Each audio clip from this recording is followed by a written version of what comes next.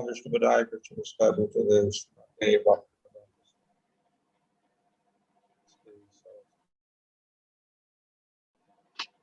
Maharaj, your audio is very feeble. I am not hearing anything.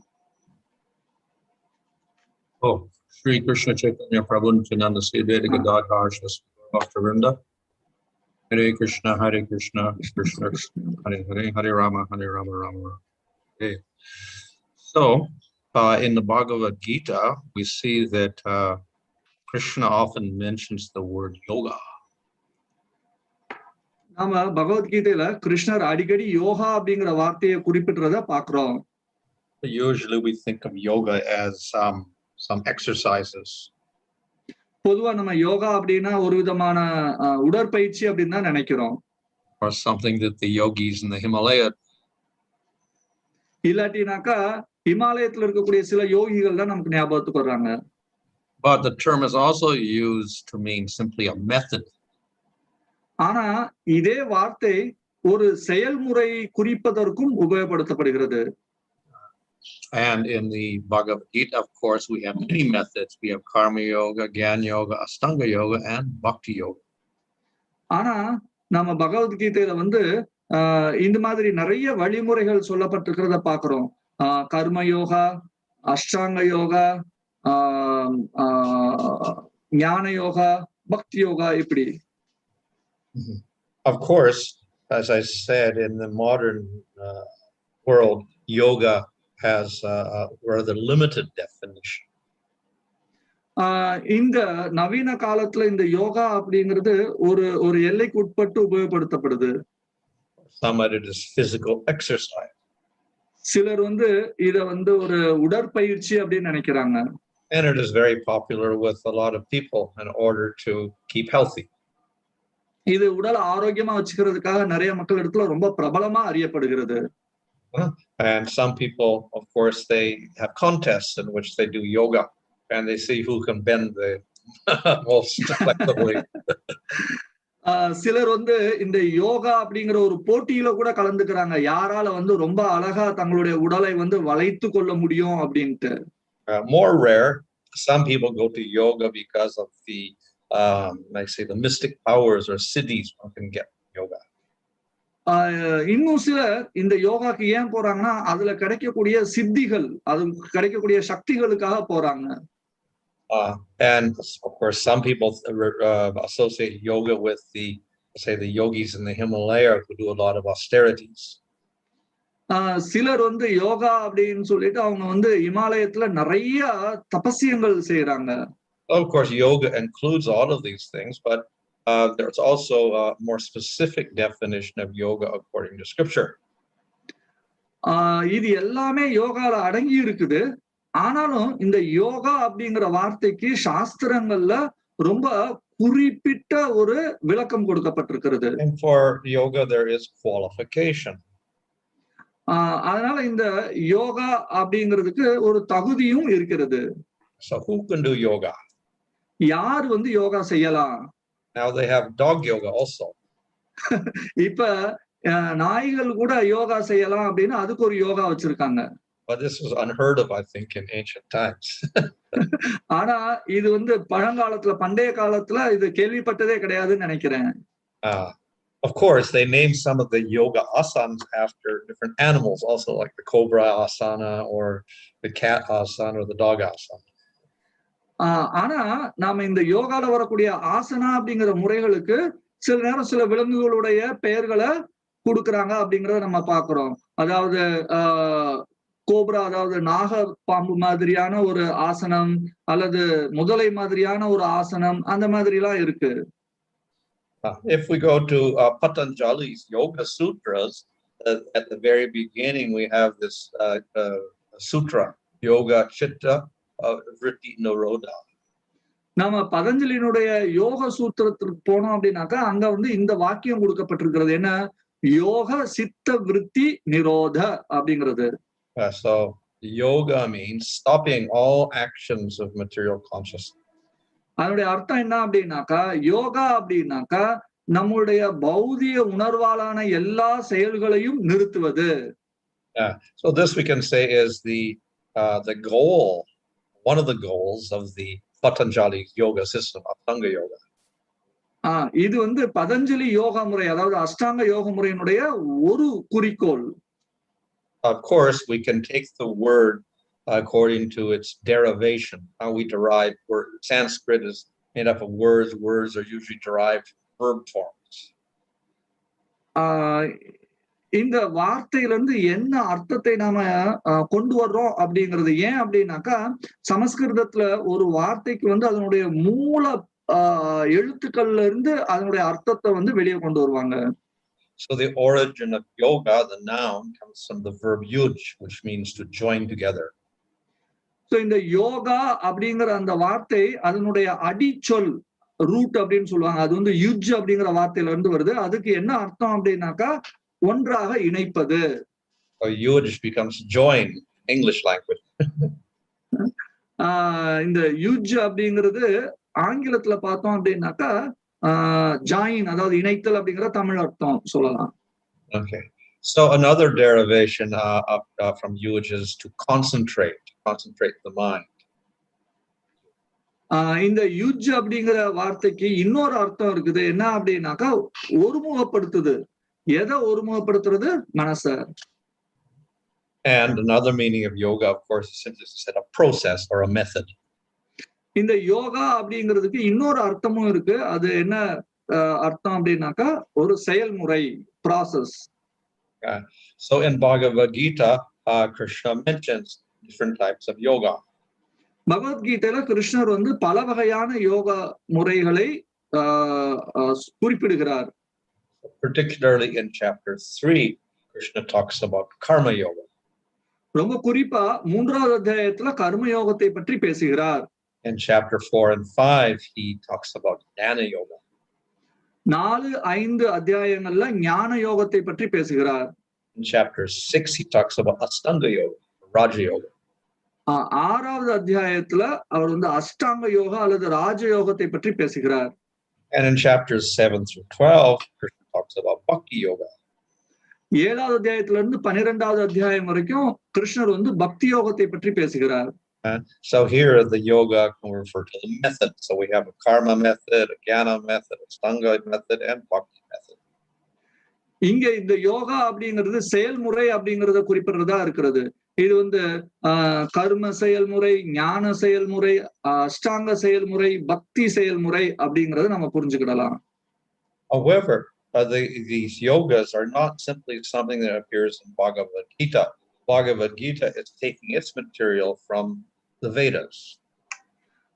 இந்த யோகா அப்படிங்கிறது பகவத்கீதையில மட்டும்தான் இருக்குதா அப்படின்னு பார்த்தோம்னா இல்ல. ஏன்னா இந்த பகவத்கீதை எதுல இருந்து எடுக்குது அப்படின்னு பாத்தீங்க அப்படின்னாக்கா வேதங்கள்ல இருந்து தான் எடுக்குது.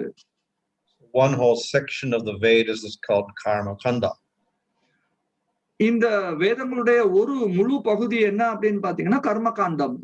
And here various sacrifices, homas, are prescribed to go to Svarga Loka or to get material benefits. இது வந்து ஒருத்தர் ஸ்வர்கலோகம் போறது, அதன் மூலமா பௌதிக பலன்களை பெறுவது, அதற்கு உண்டான செயல்களை, அதுக்குண்டான யாகங்களை செய்யறது அப்படிங்கிறது சொல்லப்பட்டிருக்கிறது.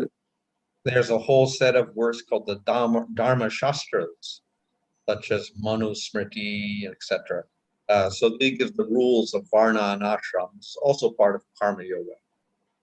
இந்த கர்ம யோகத்தினுடைய இன்னொரு பகுதி என்ன அப்படின்னாக்கா தர்ம சாஸ்திரம், அதாவது இந்த ஸ்மிருதி சாஸ்திரங்கள் இதெல்லாம் அதுல சொல்லப்பட்டிருக்கு. இது எதை நமக்கு தருது அப்படின்னாக்கா வர்ண ஆசிரமத்தினுடைய சட்ட திட்டங்களை கொடுக்கக்கூடியதாக இருக்கிறது.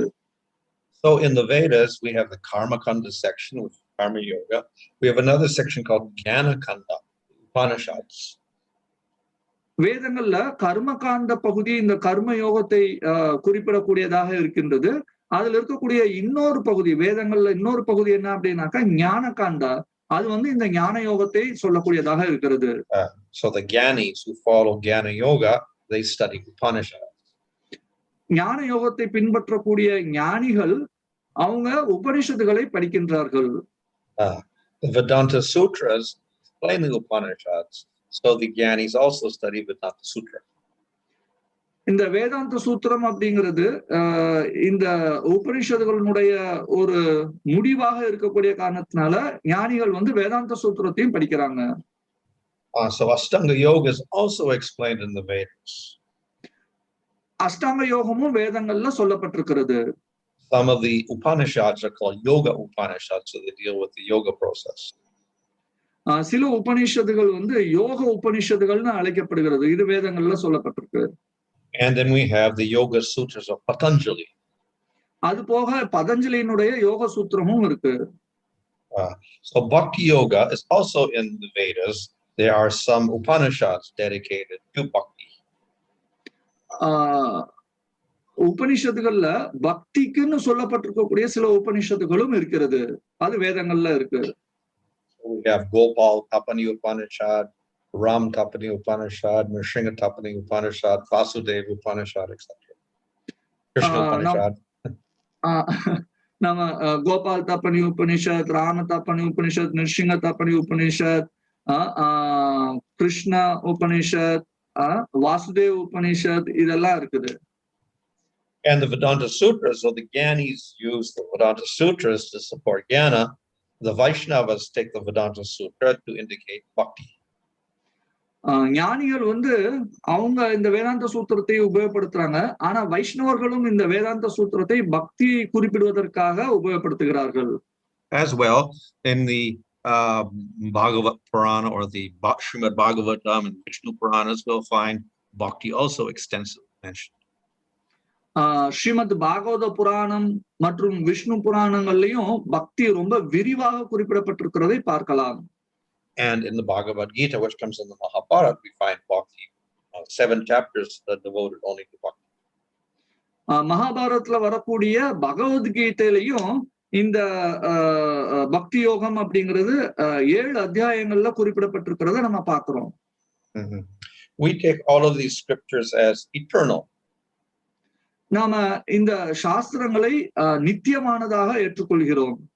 Modern academics and scholars, however, will put a recent date on these different scriptures. ஆனா நவீன காலத்துல இந்த சாஸ்திரங்களை பற்றி ஒரு வித்தியாசமான கண்ணோட்டத்தை நிறைய அறிஞர்கள் எடுக்கிறார்கள். So they put the Rig Veda about 1500 BC. அவங்க வந்து என்ன சொல்றாங்கன்னா ரிக்வேதம் அப்படிங்கிறது 1500 BC-ல இருந்து ஏற்படுத்தப்பட்டது அப்படின்னு சொல்றாங்க. Upanishad 600 BC. உபனிஷத்துகள் வந்து 600 BC, அதாவது அத்தனை ஆண்டுகளுக்கு முன்னாடில இருந்து இருக்கு அப்படின்னு சொல்றாங்க. Vedanta Sutras 400 BC. வேதாந்த சூத்திரம் அப்படிங்கிறது 400. Sorry.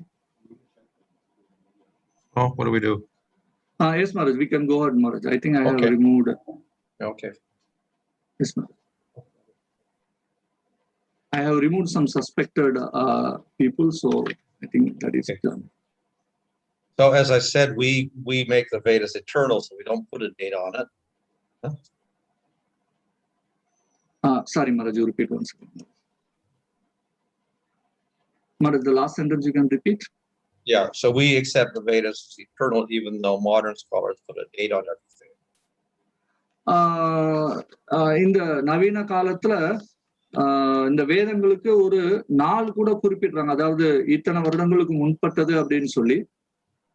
However, Vedavyas wrote Puranas, Mahabharata, Vedanta Sutra around the time of Krishna, was at the end of Dwapara Yuga, beginning of Kali Yuga. So that's about 3000 years BC, according to modern.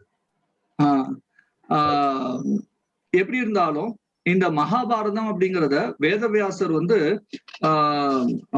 கிருஷ்ணர் இருந்த காலத்துல அத இயற்றினார். இது வந்து 3000 BC அப்படிங்கிற வருடத்தை குறிக்கக்கூடியதாக இருக்கிறது. So in these scriptures, we have many methods. Why not just have one method? Why we have so many methods? நம்ம ஒருத்தர் கேள்வி கேட்கலாம், ஏன் சாஸ்திரங்கள்ல வந்து ஒரே ஒரு செயல்முறைக்கு பதிலா நிறைய செயல்முறைகள் கொடுக்கப்பட்டிருக்கிறது? Well, there are many methods because people are qualified differently. ஏன் அப்படின்னாக்கா வெவ்வேறு விதமான மக்கள் வெவ்வேறு விதமாக தகுதிகளை பெற்றிருக்கிறார்கள். Just like we'll have, elementary school, then we have high school, then we have college, then we have graduate school. So there are different qualifications for each study things. அது எப்படி இருக்கு அப்படின்னாக்கா, நம்ம வந்து பள்ளிக்கூடங்கள்ல எலிமெண்டரி ஸ்கூல் இருக்கும், high school இருக்குது, higher secondary school இருக்குது. அது ஒன்னொன்னுக்கும் ஒவ்வொரு விதமான தகுதி தேவைப்படுது. அது மாதிரியா இது அப்படின்னு சொல்லலாம். So for the lowest qualification we have karma yoga. ரொம்ப கீழ்நிலையில இருக்கக்கூடிய ஒரு தேவைப்படக்கூடிய தகுதி என்ன அப்படின்னு பாத்தீங்கன்னா கர்ம யோகம். After that you can graduate to jnana yoga and ashtanga yoga. அதுக்கப்புறமா ஒருத்தர் வந்து ஞான யோகம், அடுத்த அஷ்டாங்க யோகத்துக்கு தகுதி பெறலாம். And then finally you can do bhakti yoga. இறுதியா ஒருத்தர் வந்து பக்தி யோகம் செய்யலாம். So these processes are related to the gunas. Perhaps you study the gunas in Bhagavad Gita. இந்த செயல்முறைகள்லாம் வந்து குணங்களால கட்டுப்படுத்தப்படுது அப்படிங்கறது நம்ம பகவத்கீதையில குணங்களை பற்றி படிக்கலாம். So everything in the world is affected by these gunas. இந்த உலகத்துல இந்த குணங்களால எல்லாமே வந்து பாதிக்கப்படுது, தாக்கத்தை ஏற்படுத்தப்படுகிறது. Guna means quality, it also means rope. Guna அப்படிங்கிறது குணங்களை குறிக்கக்கூடியது, அதே சமயத்துல அதுக்கு இன்னொரு அர்த்தம் என்ன அப்படின்னாக்கா கயிறு அப்படின்னு இருக்கு. So we get qualities according to guna and then we get bound up by those qualities like a rope. நாம இந்த குணா அப்படின்னாக்கா குணங்கள் அப்படின்னு சொல்றோம், அது வந்து ஒரு கயிறு மாதிரி நம்மளை கட்டி போடுது. So the gunas are inherent in prakriti or matter, that they always have prakriti. Anything in the world must have guna.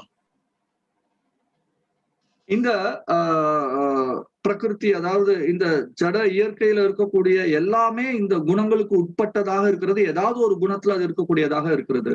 And everything in the world has these gunas. இந்த உலகத்துல இருக்கக்கூடிய எல்லா பொருட்களும் இந்த குணங்களோடு தான் இருக்கிறது. But there's only 3 gunas, but they combine in different ways to make millions and millions and millions of different qualities. இது 3 குணங்கள் தான், ஆனா அது பலவிதமான கலவைகள்ல அது 1000 வகையான குணங்களை உடையதாக இருக்கின்றது. So just like we have 3 basic colors, but you can mix them in all sorts of ways, you can get millions of colors. நம்ம இது எப்படி சொல்லலாம்னாக்கா, அடிப்படையா நமக்கு 3 நிறங்கள் தான் இருக்குது. அந்த நிறங்கள் என்ன அப்படின்னாக்கா நமக்கு பல வகையான நிறங்களை கொடுக்கக்கூடியதாக இருக்கிறது. So the 3 gunas are called sattva, rajas and tamas. இந்த 3 குணங்கள் வந்து சத்துவ குணம், ரஜோகுணம், தமோ குணம் அப்படின்னு சொல்லலாம். So tamaguna is the lowest, it means darkness or ignorance. இந்த தமோ குணம் அப்படிங்கிறது ரொம்ப கீழ்நிலையில இருக்கக்கூடியது, இது வந்து இருட்டானது அப்படிங்கிறது சொல்லலாம். And from this we get sleep, intoxication, laziness, etc. இதுல இருந்து ஒருத்தருக்கு தூக்கம் இதெல்லாம் வருது, சோம்பேறித்தனம் இதெல்லாம் வருது. Rajogun means passion. ரஜோகுணம் அப்படின்னு சொன்னாக்கா அது ஒரு விதமான ஆக்ரோஷம் அப்படின்னு சொல்லலாம். There's lots of desire. அதுல நிறைய ஆசைகள் இருக்கும். We perform lots of activity to get enjoyment. நாம இன்பத்தை அடையிறதுக்கு அதுல நிறைய செயல்பாடுகள்ல ஈடுபடுவோம். And it represents the attraction between men and women. அது வந்து பெண்களிடத்துல கவர்ச்சி ஏற்படுத்தக்கூடியதாக இருக்கும். And we have sattva guna. This is the highest guna. அடுத்தது வந்து சத்துவ குணம், அது வந்து ரொம்ப உயர்ந்த குணம். It's the opposite of tamaguna. Tamaguna is ignorance, sattva guna is knowledge. இந்த சத்துவ குணம் வந்து தமோ குணத்துக்கு வந்து எதிர்ப்பதமானது. இந்த தமோ குணம் வந்து நம்ம அறியாமை அப்படின்னு சொன்னோம், அதே மாதிரி இந்த சத்துவ குணம் அதுக்கு எதிர்ப்பதம் அப்படின்னாக்கா அது ஞானத்தை குறிக்கக்கூடியதாக இருக்கிறது. Sattva guna is free of sin, free of enjoyment, material enjoyment. இந்த சத்துவ குணம் வந்து பாவங்களற்றதா இருக்குது. It's back again. Maharaj, I think you have to close the Again. yes. I don't know in what name yesterday. You can close the sharing, Maharaj. How do I close it? Stop share. You go to the share and stop share. Yes, Maharaj, you have done that.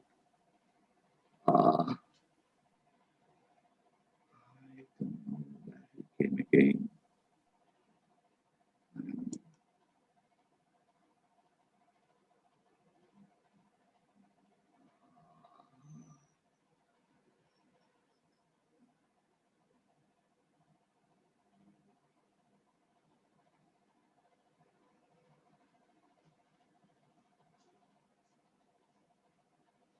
Okay.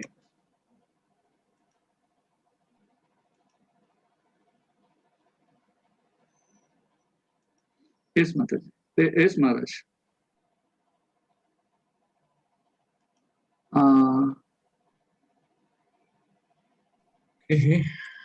Yes, Maharaj, we can start again. I removed one person who was in a different name. I don't know how they get this. Yes, Maharaj, you can share again.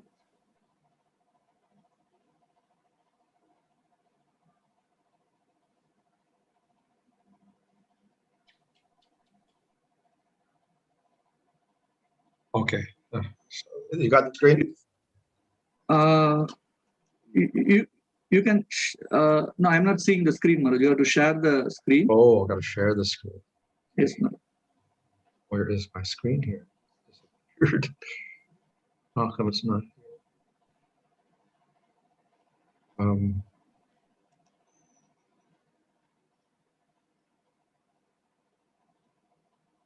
How come it's not there? Share. You run that, Maharaj. This one? You run this and then share the run screen. This is the PowerPoint. You run this PowerPoint. Yes, Maharaj. We are seeing the. Oh, you say now. Okay. Okay. So just to summarize these gunas here, we have a little table. Sattva, Rajas, Tamas, and let's say we have knowledge as the goal of Sattva, enjoyment in Rajas, and no goal in Tamas. So இங்க சத்துவ ரஜஸ் தமஸ் அப்படிங்கிற இந்த குணங்கள் சொல்லப்பட்டிருக்கிறது. அதுல வந்து அந்த குணங்களுக்கு அடிப்படையில இங்க பல விதமான செயல்பாடுகள் சொல்லப்பட்டிருக்கிறது. Or in terms of food, we have sattva means vegetarian food, rajas is mixed, tamas is animal, anything.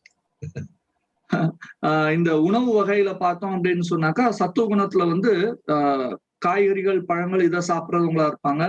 ரஜோகுணத்துல வந்து ரெண்டும் கலந்து சாப்பிட்றவங்களா இருப்பாங்க, அதாவது மிருகமும் காய்கறிகளையும் சேர்ந்து. தமோ குணத்துல வந்து மிருகங்கள் எந்த விதமான மிருகங்களா இருந்தாலும் சாப்பிடுறது அப்படிங்கிற பழக்கத்துல இருக்கிறவங்களா இருப்பாங்க. In terms of action, sattva means no selfishness, no personal motive. நம்ம செயல்பாடுகள்ல பாத்தீங்க அப்படின்னாக்கா ஒரு தன்னலமற்ற செயலா இருக்கும் சத்துவ குணத்துல. தன்னுடைய என்ன சொல்றது, விருப்பத்திற்கு ஏற்ற மாதிரி ரஜோகுணத்துல இருப்பாங்க. ரொம்ப ஆக்ரோஷமா ரொம்ப மூர்க்கத்தனமா தமோ குணத்துல செயல்படுவாங்க. Okay, so if we don't have rules, generally we go to the lowest guna, tama guna. நாம எந்த விதமான ஒரு சட்டத்திட்டத்தையும் பின்பற்றலைன்னா நம்ம பொதுவா என்ன அப்படின்னாக்கா ரொம்ப கீழ்நிலையான குணத்துல இருப்போம், தமோ குணத்துல. So in karma yoga, we get all sorts of rules so that we can maintain a certain guna. நாம இந்த கர்ம யோகத்துல கூட என்ன அப்படின்னாக்கா ஒரு குறிப்பிட்ட குணத்தை நாம கடைபிடிக்க கூடியவர்களாக இருப்போம். So the immediate goal of karma yoga is to artha, to get some material sustenance. We need food, we need shelter, we need to raise a family. இந்த கர்மயோகத்தினுடைய உடனடியான குறிக்கோள் என்ன அப்படின்னாக்கா அர்த்தம், அதாவது நாம தங்கி இருக்கிறதுக்கு சாப்பிடுறதுக்கு தேவையான விஷயங்களை பெறுவது. And we need some extra enjoyment, that's called kama. நமக்கு இன்னும் கொஞ்சம் அதிகமா பௌதீக இன்பங்கள் தேவை. அதுதான் காமா அப்படின்னு சொல்லப்படுறது. So we have dharma to restrict the artha and kama. நமக்கு வந்து இந்த அர்த்த காமா இது ரெண்டையும் கட்டுப்படுத்துறதுக்கு தர்மா அப்படிங்கிறது கொடுக்கப்பட்டிருக்கு. So if we have excess, then we will just spend money like anything and on all sorts of enjoyments. நாம வந்து பணத்தை நிறைய செலவழிச்சு எல்லா விதமான இன்பத்தையும் அனுபவிக்கிறதுக்கு செலவழிப்போம். Okay. So according to gunas, we have different sets of rules for people to restrict their enjoyment. அவங்களுடைய அந்த இன்பத்தை அனுபவிக்கிறத வந்து ஒரு கட்டுப்படுத்தி வைக்கிறதுக்கு இந்த குணத்திற்கு ஏற்ற மாதிரி பலதரப்பட்ட சட்டதிட்டங்கள் சொல்லப்பட்டிருக்குது. So for people in tamagun, we have one set of rules. If they follow those rules, they're called sudra. தமோ குணத்துல இருக்கிறவங்களுக்கு ஒரு குறிப்பிட்ட வகையான சட்டதிட்டங்கள் கொடுக்கப்பட்டிருக்குது. அதை பின்பற்றுபவர்கள் சூத்ரர்கள் என்று அறியப்படுவார்கள். For people in mixture tamagun and rajagun, we have vaishya. இந்த தமோ குணம் ரஜோகுணம் அப்படிங்கிறது வைஷ்யர்களாக இருப்பார்கள். For people in rajagun sattvagun, we have kshatriya, the government and military. இந்த ரஜோகுண் சத்தோகுணம் இதுல இருக்கக்கூடியவர்கள் சத்திரியர்கள் என்று அறியப்படுகிறார்கள். For people in sattvagun, there's Brahman. He studies the Vedas and teaches. இந்த சத்துவகுணத்துல இருக்கக்கூடிய மக்கள் வந்து பிராமணர்கள் அப்படின்னு அறியப்படுகிறார்கள். அவர்கள் வந்து வேதத்தை படிப்பவர்களாக இருக்கிறார்கள். So we have these different varnas, the Sudra, Vaishya, Kshatriya, and Brahmana, and we have the gunas to match them. So Sudras and Tamagud, Vaishyas, Rajas, Tamas, Kshatriyas, Sattva, Rajas, and Brahmanas, Sattva. So இதுல வந்து இந்த 4 வர்ணங்கள் கொடுக்கப்பட்டிருக்கு. பிராமண, சத்திரிய, வைஷ்ய, சூத்ரா. இங்க வந்து இந்த குணங்கள் என்னென்ன கலவையில இருக்கும் அப்படின்னு சொல்றது. சூத்ரானா தமோ குணம், வைஷ்யானா ரஜோ தமோ குணங்கள், அதுக்கப்புறம் சத்ரியா அப்படின்னாக்கா சத்துவ ரஜஸ் குணங்கள், அதுக்கப்புறம் பிராமணா அப்படின்னாக்கா சத்துவ குணத்துல இருக்கக்கூடியவர் அப்படிங்கிறது சொல்லப்பட்டிருக்கு. So in karma yoga, we have sets of rules for all of these people. So the Brahman gets rules to keep him in sattva, Kshatriya to have sattva rajas, Vaishya rules to make him rajas, tamas, and Sudra for regulating his.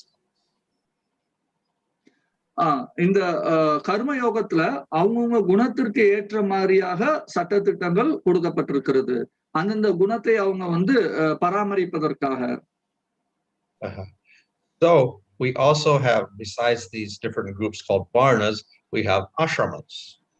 இந்த வர்ணங்களுக்கு அப்பாற்பட்டு ஆசிரமங்களும் கொடுக்கப்பட்டிருக்கிறது. So in order to learn, one becomes a student. That's called brahmachari life. கற்றுக்கொள்வதற்காக ஒருத்தர் மாணவனாக ஆக வேண்டும். அது பிரம்மச்சாரி ஆசிரமம் சொல்லப்படுறது. Then one gets married and follows the rules of Vaishya, Kshatriya, Brahman, Sudra. That's grihastha life. அதுக்கப்புறமா ஒருத்தர் திருமணம் செய்து கொண்டு இந்த சத்ரியா, வைஷ்யா, சூத்ரா இந்த கோட்பாடுகளை எல்லாத்தையும் பின்பற்ற ஆரம்பிப்பார். Then as one gets older, one retires from household life and leaves the children. That's called vanaprastha. அதுக்கப்புறமா இந்த முதிர்ந்த வயதுல வானப்பிரஸ்தம் அப்படிங்கிற நிலையை எடுக்கிறாங்க. And then finally renounced everything. He's called sannyasa. அதுக்கப்புறம் இறுதியா எல்லாத்தையும் துறக்கிறது அப்படிங்கிறது சந்நியாசம் அப்படின்னு சொல்லப்படுறது. So for the Vaishya, Kshatriya, and Brahmana, they have more options, and the Sudra only has one option, grihastha life. So இந்த வைஷ்யா, சத்ரியா, பிராமணா அவங்களுக்கு வந்து நிறைய என்னது தேர்ந்தெடுக்கிறதுக்கு விஷயங்கள் இருக்குது. ஆனா சூத்ராவுக்கு வந்து கிரகஸ்தாசிரமம் மட்டும்தான் சொல்லப்பட்டிருக்கிறது. So the whole system of karma yoga is to raise a person from the lower to the higher, from tamas to rajas to sattva, by following these sets of rules. இந்த கர்மயோகத்தினுடைய ஒட்டுமொத்த நோக்கமே என்ன அப்படின்னு சொன்னாக்கா, ஒரு நபரை வந்து தமோ குணத்துல இருந்து ரஜோகுணம், ரஜோகுணத்துல இருந்து சத்துவ குணத்துக்கு உயர்த்துவதுதான் அதனுடைய நோக்கம். But it is a slow process. It takes many births. ஆனா இது வந்து ரொம்ப மெதுவா நடக்கக்கூடிய ஒரு செயல்முறை. அதுக்கு வந்து நிறைய பிறவிகள் எடுக்கும் அந்த நிலைக்கு உயர்ந்து போறதுக்கு. And finally the goal is to get out of this, to get liberated completely. That's called moksha. ஆனா இறுதியா அதனுடைய குறிக்கோள் என்ன அப்படின்னாக்கா இது எல்லாத்திலிருந்தும் விடுபட்டு மோட்சத்தை அடைகிறது அப்படிங்கிறது. So normally we may die, but we don't get moksha. We go to another body. பொதுவா நாம வந்து இறந்து போவோம். ஆனா நாம மோட்சத்தை அடைய மாட்டோம். நம்ம இன்னொரு உடலை பெறுவோம். And this is described in Bhagavad Gita. You go from body to body to body, life after life. இது பகவத்கீதையில விளக்கப்பட்டிருக்கிறது. நாம வந்து ஒரு உடல்ல இருந்து இன்னொரு உடல், ஒரு உடல்ல இருந்து இன்னொரு உடல்னு மாறி மாறி போயிட்டே இருப்போம் அப்படின்னு. So this, of course, as we accept that there's a soul. The soul does not die, but the soul goes into one body after another. இந்த ஆத்மா அப்படிங்கறத நாம இதுல ஏத்துக்கிறோம். ஆனா இந்த ஆத்மாங்கிறது மோசமானது கிடையாது. ஆனா என்ன ஒரு பிரச்சனைனா இது ஒரு உடல்ல இருந்து இன்னொரு உடலுக்கு மாறி மாறி போயிட்டே இருக்குது. So which body do we get next life? நாம அடுத்த பிறவில எந்த மாதிரியான உடலை பெறுவோம்? Can we choose? நாம தேர்ந்தெடுக்க முடியுமா? What we should do is do actions in this lifetime, and we can that way choose our next life. நாம என்ன செய்யணும் அப்படின்னாக்கா இந்த பிறவியில நாம நம்முடைய செயல்களை தேர்ந்தெடுக்கணும். அதன் மூலமா நம்முடைய அடுத்த உடலை நாம உருவாக்குவோம். So if we do sattvic actions, we go up. நாம வந்து சத்வீகமான செயல்கள் செய்தோம் அப்படின்னாக்கா நம்ம மேல போவோம். If we do rajasic actions, we stay as a human being or become a demon. நாம அதாவது ரஜோகுணத்திலான செயல்களை செய்தோம் அப்படின்னு சொன்னாக்கா நாம வந்து அசுரர்கள் மாதிரி இருப்போம். இந்த இல்ல ஒரு மனித பிறவியை பெறலாம். We do tamasic action, we become a ghost, animal, or go to hell. நாம தமோ குணத்திலான செயல்களை செய்தோம் அப்படின்னு சொன்னாக்கா நமக்கு பூதங்கள் அல்லது மிருகம் அல்லது நரகலோகங்களுக்கு போகலாம். So for the people in Tamagun and Rajagun, they will do karma yoga. ஆனா இந்த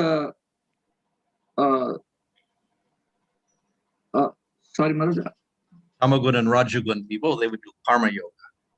இந்த தமோகுணம் ரஜோகுணத்தில் இருக்கக்கூடிய மக்கள் கர்ம யோகத்தை செய்வார்கள். And of course, these are related to the Varnas. So the Sudra and the Vaishya, Rajagun or Tamagun, Kshatriyas, Rajagun with a little sattva. So generally, they do karma yoga. இது வந்து இந்த வர்ணம் இந்த குணங்களின் அடிப்படையில் இருக்கிறதுனால சூத்ரா வைஷ்யா இவங்க வந்து தமோகுணம் ரஜோகுணம், சத்திரியர்கள் வந்து கொஞ்சம் ரஜோகுணமும் இருக்கிறதுனால இவங்க எல்லாருமே என்ன அப்படின்னாக்கா இந்த கர்மயோகத்தை செய்வாங்க. So as one goes through karma yoga, as we rise up in Rajagun, we develop less and less desires. This is called Nishkama Karma Yoga. Then we get into Sattva Guna. நாம இந்த குணங்கள்ல உயர்ந்து போகும் பொழுது நாம ரஜோகுணத்தினுடைய உயர்ந்த நிலைக்கு போகும் பொழுது நமக்கு நம்முடைய ஆசைகள் வந்து குறைஞ்சுக்கிட்டே போகும். அதனால நம்ம வந்து நிஷ்காம கர்ம யோகத்தை நோக்கி போவோம். A person has fixed the Sattva Guna becomes qualified for Jnana Yoga and Astanga Yoga. அதுல இருந்து சத்துவ குணத்திற்கு உயர்ந்து ஒருத்தர் சத்துவ குணத்துல நிலை பெற்றாங்க அப்படின்னாக்கா அவங்க ஞான யோகத்திற்கோ அல்லது அஷ்டாங்க யோகத்திற்கோ தகுதி பெற்றவர்களாக ஆகிறார்கள். So the Brahmana is qualified for Jnana Yoga and Astanga Yoga. So பிராமணர்கள் வந்து இந்த ஞான யோகத்துக்கும் அஷ்டாங்க யோகத்துக்கும் தகுதி பெற்றவர்களாக இருக்கிறார்கள். But what about Bhakti Yoga? அப்ப பக்தி யோகத்துக்கு என்ன சொல்றது? Bhakti Yoga is not in the gunas at all. இந்த பக்தி யோகங்கிறது குணத்துக்கு உட்பட்டதே கிடையாது. It is a purely spiritual process. இது முழுமையாக பூரணமாக ஆன்மீகமயமான ஒரு செயல்முறை. So therefore it's put on the top. ஆகையால அது ரொம்ப உயர்ந்த நிலையில சொல்லப்பட்டிருக்குது. Okay. So in Sattva Guna you can practice this Jnana Yoga. இந்த சத்துவ குணத்துல வந்து ஒருத்தர் ஞான யோகத்தை பயிற்சி செய்யலாம். This is largely philosophical study Vedanta and Upanishads. இது வந்து ரொம்ப தத்துவ ரீதியா இருக்கும். பொதுவா இதுல வந்து வேதாந்த சூத்திரம் மற்றும் உபனிஷத்துகளை படிக்கக்கூடிய ஒரு நிலை இருக்கும். இதுல do austerities. ரொம்ப தபசியங்கள் செய்யறது. That was rather difficult, not too popular. இது ரொம்ப கடினமானது. இது அவ்வளவு பிரபலமானது கிடையாது. The goal is get out of the cycle of birth and death. இதனுடைய குறிக்கோள் என்ன அப்படின்னாக்கா இந்த பிறப்பு இறப்பு சுழற்சியிலிருந்து விடுபடுவது. And in Bhagavad Gita, Krishna describes various things you can do in Jnana Yoga, like control the senses, your Upanishads, contemplate the meaning of the Upanishads, meditate on Atma, etc., silence, Mona, etc. Many actions you can do in Jnana Yoga. இந்த பகவத்கீதையில இந்த 13ஆவது அத்தியாயத்துல நிறைய செயல்கள் நாம இந்த ஞானா அப்படிங்கிற அடிப்படையில செய்யலாம் அப்படிங்கிறது குறிப்பிடப்பட்டிருக்கு. அதுதான் இங்க பட்டியலிடப்பட்டிருக்கிறது. And finally, you get liberation. You stop the process of birth and death. You realize Atma, you're not the body. இறுதியா என்ன அடையறோம் அப்படின்னு சொன்னாக்கா, நாம ஆத்மா அப்படிங்கறத உணர்றோம், நாம இந்த உடல்ல இருந்து விடுபடுறோம். Ashtanga Yoga also has the goal of stopping birth and death and getting liberation. அஷ்டாங்க யோகத்தினுடைய குறிக்கோளும் என்ன அப்படின்னாக்கா, இந்த பிறப்பு இறப்பு சுழற்சியில இருந்து விடுபடுறது, அதை நிப்பாட்டுவது அப்படிங்கிறது. But instead of studying Vedanta and using intellect, they use meditation and physical body, that is asanas. இதுல வந்து இந்த புத்தியை உபயோகப்படுத்துறதுக்கு பதிலா அவங்க வந்து இந்த சரீரத்தை, இந்த ஸ்தூல சரீரத்தை உபயோகப்படுத்துறாங்க. எதுக்கு? ஆசனாஸ் அதெல்லாம் செய்யறதுக்காக. So in the Ashtanga Yoga process, there are 8 stages. அஷ்டாங்க யோக முறையில வந்து 8 நிலைகள் இருக்கிறது. The first 2 are very basic, Yama and Niyama. முதல் 2 வந்து அடிப்படையானது, இது வந்து யம நியம. So these are basic principles: no violence, no lying, no theft, no sex life, no hoarding, cleanliness, satisfaction, austerity, study, worship of God. இதெல்லாம் வந்து அடிப்படையான விஷயங்கள். என்ன சொல்றது, பொய் சொல்லக்கூடாது, திருடக்கூடாது, தகாத உறவு கொள்ளக்கூடாது, ரொம்ப வன்முறைகள் செய்யக்கூடாது, சுத்தமா இருக்கணும், திருப்தி விட்டு இருக்கணும், தபசியங்கள் செய்யணும், படிக்கணும், கடவுளை வழிபடணும், இதெல்லாம் அடிப்படை விஷயங்கள். So these actions will purify the body and the mind. இந்த செயல்பாடுகள் நம்முடைய உடலையும் மனதையும் தூய்மைப்படுத்துவதாக இருக்கிறது. When you reach a certain level of purity, then you can do the asanas. நாம ஒரு குறிப்பிட்ட அளவுக்கு தூய்மை அடைஞ்சிட்டோம் அப்படின்னு சொன்னாக்கா, அதுக்கப்புறம் நாம அதுல ஆசனா அப்படிங்கிற நிலைக்கு போகலாம். If you do asanas properly, then you can sit in swastikasana for long periods of time, so you can meditate. நாம இந்த ஆசனத்துல வந்து நிபுணத்துவம் பெற்றோம் அப்படின்னு சொன்னாக்கா, நம்ம ஒரு இடத்துல ரொம்ப நேரம் உட்கார முடியும். குறிப்பா ஒரு ஸ்வஸ்திக் ஆசனா அப்படின்னு எடுத்துக்கிட்டோம்னா, அதுல நம்ம ரொம்ப நேரம் உட்கார முடியும் தியானம் பண்றதுக்கு. The fourth anga is pranayama, controlling the breath. 4வது அங்கம் அப்படிங்கிறது வந்து பிராணாயாமா. இது வந்து நம்மளுடைய சுவாசத்தை கட்டுப்படுத்துவது. By controlling the breath, we can control the mind. நாம நம்முடைய மூச்சை கட்டுப்படுத்துவதன் மூலமா, சுவாசத்தை கட்டுப்படுத்துவதன் மூலமா நம்மளுடைய மனதை கட்டுப்படுத்த முடியும். The next stage is called pratyahara, withdraw the senses from seeing things and sensing the external world. அடுத்த படிக்கட்டு என்னன்னு பார்த்தோம்னா பிரத்யாகாரா. இது வந்து நம்மளுடைய புலன்களை இந்த புலனின்ப பொருட்கள்ல இருந்து விடுவிச்சு இருக்கிறது. And dharana means concentration. It's a first step in meditation. Dharana அப்படிங்கிறது ஒருமுகப்படுத்துறது. இது வந்து நம்ம தியானத்துல முதல் படி அப்படின்னு சொல்லலாம். Next stage is called dhyana, where we can concentrate for a long period of time. அடுத்த நிலை வந்து தியானா அப்படிங்கிறது. இது நம்மளுடைய ஒருமுகத்தன்மை வந்து கொஞ்சம் அதிக காலத்திற்கு செய்யறது. And then samadhi is a state where all mental process stop completely. கடைசி நிலை வந்து என்ன அப்படின்னா சமாதி. இதுல வந்து நம்மளுடைய மனத்தின் அடிப்படையிலான செயல்பாடுகள் எல்லாமே நிறுத்தப்படுகிறது. In the Bhagavad Gita, Krishna considers the Ashtanga yogi to be superior to the Jnani. பகவத்கீதையில என்ன சொல்லப்பட்டிருக்கு அப்படின்னாக்கா, ஒரு அஷ்டாங்க யோகி ஒரு ஞானியை விட உயர்ந்தவர் அப்படின்னு சொல்லப்பட்டிருக்குது. But the goal is the same, that is liberation. ஆனா குறிக்கோள் அப்படிங்கிறது ஒண்ணுதான். அது என்ன? முக்தி. But at the end of chapter 6 of Bhagavad Gita, then Krishna says Bhakti Yoga is superior to Ashtanga Yoga. ஆனா 6வது அத்தியாயத்தினுடைய இறுதியில கிருஷ்ணர் என்ன சொல்றாருனாக்கா, பக்தி யோகமானது அஷ்டாங்க யோகத்தை விட உயர்ந்தது அப்படின்னு சொல்றாரு. So we had this diagram and we put Bhakti Yoga at the top. So this is according to the sequence in Bhagavad Gita. So இங்க நாம பாக்குறோம் இந்த படத்துல இந்த பக்தி யோகம் அப்படிங்கிறது வந்து ரொம்ப உயர்ந்த நிலையில இடப்பட்டிருக்கிறது. இது வந்து பகவத்கீதையின் அடிப்படையில சொல்லப்பட்டது. So in the Bhagavad Gita, we see that Krishna recommends the process of bhakti as being easier. நாம பகவத்கீதையில கிருஷ்ணர் இந்த பக்தி யோக முறை ரொம்ப எளிமையானதுன்னு சொல்றத பார்க்கலாம். Its qualification is not by the gunas. ஏன்னா அதுக்கு தகுதி அப்படிங்கிறது குணத்தின் அடிப்படையில கிடையாது. The other processes are by gunas. Unless you're sattva gun, you cannot practice jnana yoga or ashtanga yoga. மற்ற செயல்முறைகள்லாம் வந்து குணத்தின் அடிப்படையில இருக்கக்கூடியது. ஒருத்தர் சத்துவ குணத்துல இல்லாம ஞான யோகமோ அஷ்டாங்க யோகமோ பயிற்சி பண்ண முடியாது. But any person in any guna can do bhakti yoga. ஆனா எந்த நபர் எந்த குணத்துல இருந்தாலும் பக்தி யோகம் பண்ணலாம். But it does have one qualification, and that is faith. ஆனா அதுக்கு வந்து ஒரே ஒரு தகுதி தேவை, faith. Although we may not practice the other yoga systems, but if we have faith, then we can start the practice of bhakti. நாம மற்ற யோக முறைகளை செய்யாம இருக்கலாம். ஆனா நமக்கு நம்பிக்கைன்னு இருந்துச்சு அப்படின்னாக்கா அப்ப நம்ம பக்தி யோக முறையை செய்ய ஆரம்பிக்கலாம். So though we have qualifications for karma yoga, then going to jnana yoga, ashtanga yoga, bhakti yoga, if we have faith, then we can start bhakti yoga in the beginning. நாம கர்ம யோகா, ஞான யோகா, அஷ்டாங்க யோகா அப்படின்னு பண்ணி அதுக்கப்புறம் பக்தி யோகா போறது அப்படிங்கிறதும் இருக்கு. ஆனா அது இல்லாம நமக்கு நேரடியா நம்பிக்கை அப்படிங்கிறது இருந்துச்சுன்னா நம்ம நேரடியாவே பக்தி யோகத்தை ஆரம்பிக்கலாம்.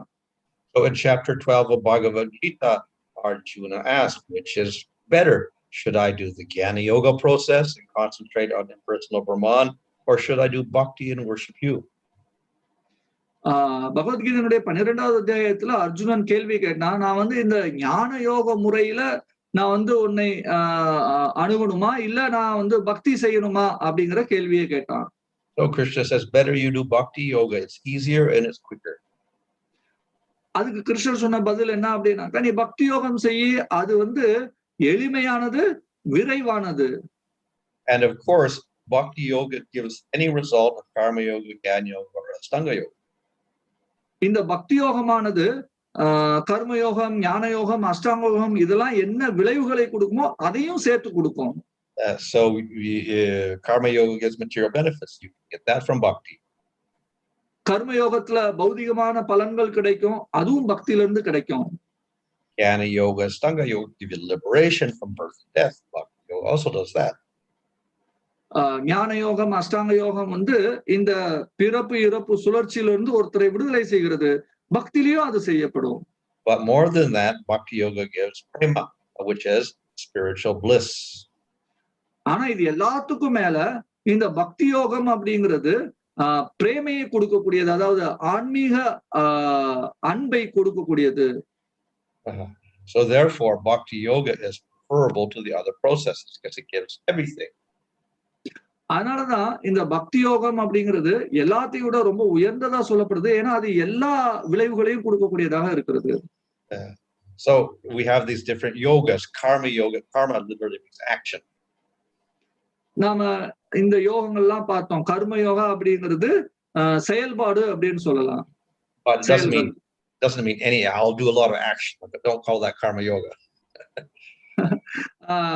So நம்மளுடைய பொதுவான எல்லா செயல்களுமே கர்மயோகம்ங்கிறது கிடையாது. The karma here means actions as prescribed in the Vedic literature in Varnashram system. இங்க கர்மா அப்படிங்கிறது வேத சாஸ்திரங்கள்ல வர்ணாசிரம தர்மத்திற்கு உட்பட்டு சொல்லப்பட்டிருக்கக்கூடிய செயல்கள். But the general goal is material. அதனுடைய பொதுவான குறிக்கோள் என்ன அப்படின்னாக்கா பௌதிகமான குறிக்கோள் தான். In Jnana yoga and Ashtanga yoga, we begin to minimize material activities, so therefore it's preferable for some renounced person like a sannyasi. And we strive for liberation, getting out of the material world. இந்த ஞான யோகம், அஷ்டாங்க யோகம் அப்படிங்கிறதுல நாம நம்மளுடைய பௌதிகமான செயல்கள் எல்லாத்தையுமே குறைச்சுக்கிறோம். அதனால அந்த வாழ்க்கை முறை எப்படி இருக்கும் அப்படின்னாக்கா ஒரு துறவி மாதிரி, ஒரு சன்னியாசி மாதிரி வாழ்க்கை இருக்கும். அதனுடைய குறிக்கோள் என்ன அப்படின்னாக்கா முக்தி. giving up action is very difficult for most people. பெரும்பாலான மக்களுக்கு செயல்பாடுகளை கைவிடுறது அப்படிங்கிறது ரொம்ப கஷ்டமா இருக்கும். So in Bhakti Yoga, we don't reject action. We do action, but we dedicate those actions to Supreme Lord. பக்தி யோகத்துல நாம வந்து செயல்களை கைவிடுறது கிடையாது. நாம செயல்களை செய்கின்றோம். ஆனா அந்த செயல்களை எல்லாத்தையும் நம்ம பகவானுக்கு அர்ப்பணிக்கின்றோம். So in the material world, we have the or the soul, and with the senses, mind, intelligence, false ego, it pushes us into ignorance. இந்த பௌதிக உலகத்துல இந்த ஆத்மாவானது புலன்கள், மனம், புத்தி, அகங்காரம் இதோட இருக்கிறதுனால அது வந்து என்னன்னா இந்த அறியாமையில தள்ளப்படுது. So Jnana Yoga and Astanga Yoga try to get rid of the ignorance by stopping the senses, the mind, intelligence, and ego. அதனால இந்த அறியாமையில இருந்து வெளியில ஏறதுக்கு ஞான யோகமும் அஷ்டாங்க யோகமும் என்ன பண்ணுது அப்படின்னாக்கா நம்மளுடைய புலன்கள், நம்மளுடைய மனம், நம்மளுடைய புத்தி, அகங்காரம் இது எல்லாத்தையும் நிறுத்திட்டோம் அப்படின்னாக்கா அறியாமையில இருந்து வெளியில வந்துடலாம்னு செயல்படுறாங்க. Bhakti Yoga, we do not try to stop the senses, the mind, and intelligence. Rather, we engage them in Krishna's service, and through that, we realize the soul, we realize Krishna.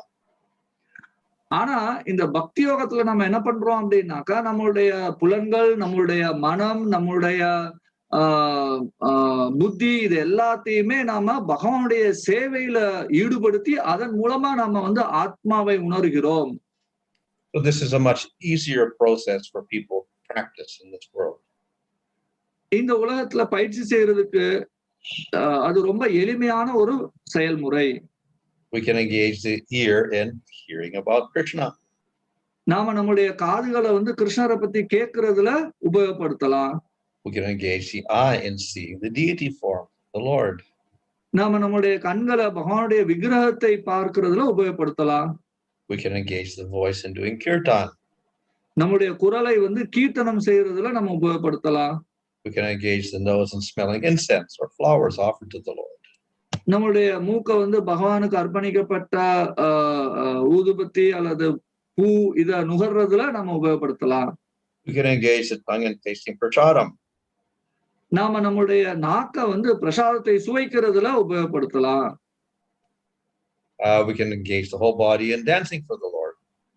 நாம நம்முடைய மொத்த உடலையும் பகவானுக்கு முன்னாடி நாட்டியம் ஆடுறதுல, நடனம் ஆடுறதுல உபயோகப்படுத்தலாம். We can engage the mind in meditation. நாம நம்முடைய மனதை பகவானை தியானிக்கிறதுல உபயோகப்படுத்தலாம். So there's many activities we can do to engage our senses in Bhakti Yoga. நம்முடைய புலன்களை ஈடுபடுத்துறதுக்கு பக்தி யோகத்துல நம்ம நிறைய செயல்கள் செய்யலாம். However, the most powerful activity we can do in Bhakti is chant the name of the Lord. This is called the Yuga Dharma. ஆனா இந்த பக்தி யோகத்துல ரொம்ப சக்தி வாய்ந்த ஒரு செயல்முறை என்ன அப்படின்னாக்கா பகவானுடைய நாமத்தை உச்சரிப்பது. அதுதான் இந்த யுக தர்மமாக சொல்லப்பட்டிருக்கிறது. And this was one of the purposes of Lord Chaitanya's appearance in this world, to propagate Nam Sankirtan. இதுதான் சைத்தன்ய மகாபிரபு இந்த உலகத்துல அவதரித்ததுக்குண்டான ஒரு முக்கியமான காரணம். So Bhakti Yoga is the easiest process of spiritual development. It's also the highest process. இந்த பக்தி யோகம் அப்படிங்கிறது ரொம்ப எளிமையான ஒரு செயல்முறை. ஆனா மிக உயர்ந்த பலனை தரக்கூடிய ஒரு செயல்முறையும் கூட. It gives the best result. அது ரொம்ப சிறந்த பலனை நமக்கு கொடுக்கக்கூடியது. That's the conclusion of Bhagavad Gita. அதுதான் பகவத்கீதையினுடைய இறுதி கூற்றும் கூட. So at the end there he says, abandon all varieties of religion. You can give up Karma Yoga, Jnana Yoga, Astanga Yoga and surrender to me. That is Bhakti Yoga. Bhakti Yoga. அதுதான் வந்து பகவத்கீதையினுடைய 1866 ஸ்லோகத்துல சொல்லப்பட்டிருக்குது. எல்லா விதமான தர்மங்களையும் துறந்து, அதாவது கர்ம யோகா, அஷ்டாங்க யோகா, ஞான யோகா இது எல்லாத்தையும் துறந்து என்னிடத்துல முழுமையாக சரணடைன்னு சொல்லப்பட்டிருக்கிறது. அது பக்தி yoga. In Bhakti Yoga, then Lord Chaitanya is taught chanting the name of the Lord, Nam Sankirtan. இந்த பக்தி யோகத்துல நமக்கு சைத்தன்ய மகாபிரபு பகவானுடைய நாமத்தை ஜெபிக்கிறதை சொல்லி கொடுத்திருக்கிறார். So this is the perfection of yoga. இதுதான் வந்து யோகத்தினுடைய பக்குவ நிலை. Hare Krishna. Hare Krishna. Maharaj, you can unshare the screen. I can ask the people to ask for questions. ஏதாவது கேள்விகள் இருந்துச்சுன்னா இப்ப மகாராஜர் இடத்துல கேட்கலாம். நீங்க உங்களுடைய டிஜிட்டல் ஹேண்டை ரைஸ் பண்ணுங்க. நான் வந்து உங்களுடைய பெயர் சொல்லுவேன். Remove share Maharaj. You are still in the share. You have to go to the green in the top. Okay. Yes Maharaj, you have done that. உங்களுடைய டிஜிட்டல் ஹேண்ட் ரைஸ் பண்ணீங்க அப்படின்னு சொன்னாக்கா நான் வந்து உங்களுடைய பேரை சொல்லுவேன், அன்மியூட் பண்ண உங்களுக்கு ஆப்ஷன் கொடுப்பேன். நீங்க அன்மியூட் பண்ணி கேள்வி கேட்கலாம். ஸோ கேள்வி இருந்துச்சுன்னா டிஜிட்டல் ஹேண்ட் ரைஸ் பண்ணுங்க. No hands raised. Yes Maharaj. Dayalan has raised his hand. Dayalan உங்களை அன்மியூட் பண்றேன், நீங்க கேள்வி கேட்கலாம். Dayalan, you can ask your question in English or in Tamil. Oh, Maharaj. Yes, go ask the question. Maharaj, generally when we see the Bhagavad Gita, Srimad Bhagavatam, or any other shastras, when we talk of gunas, we always hear about tamas guna, rajo guna, and sattva guna. Why there is no specific mention about Sutta Sattvam, that is Brahmabhuta level? Generally, it is not being said. It is whenever it is said about gunas, only predominantly these three gunas only are said, and the highest level of guna one should reach is said as the Sattva guna. But no emphasization is given more about the Brahmabhuta or the Suddha Sattva level. This is my question for Maharaj. Dandavata Pranam Maharaj. கேள்வி என்ன கேட்கிறாருனாக்கா, பாகவதம் பகவத்கீதையில இதுல எல்லாம் வந்து இந்த சுத்த சத்துவ குணம் அப்படிங்கிறதை பற்றி வெளிப்படையாக சொல்லப்படவில்லை. எப்ப பார்த்தாலும் நம்ம வந்து சத்துவ குணம், தமோ குணம், ரஜோ குணம் இதையேதான் பார்க்கிறோம். ஏன் அப்படிங்கறதான் கேள்வி கேட்கிறார். Well, the gunas, as I explained, these gunas are in material world, part of Prakriti. இங்கே சொல்லப்பட்டிருக்கக்கூடிய இந்த குணங்கள் எல்லாமே இந்த பிரகிருத்தினுடைய ஒரு பகுதி. இது இந்த பௌதிக உலகத்துல காணப்படக்கூடிய ஒன்று. So they're all causes of bondage in the material world. இது எல்லாமே நாம இந்த பௌதிக உலகத்துல பந்தப்படுறதுக்கு நமக்கு ஏதுவா இருக்கக்கூடிய விஷயங்கள். Suddha Sattva is nirguna, beyond the gunas.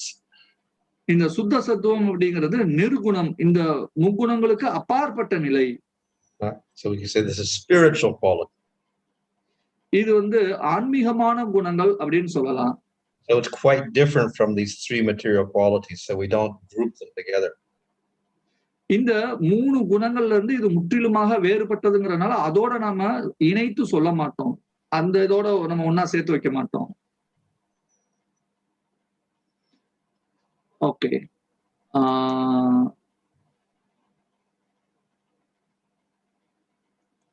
Professor ஏ தயாளன், உங்களை அன்மியூட் பண்றேன், நீங்க கேள்வி கேட்கலாம்.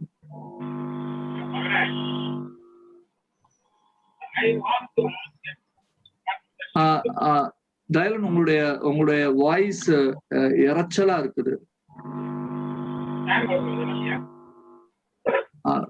மேபி ஆஃப் பண்ணிட்டு பாருங்க.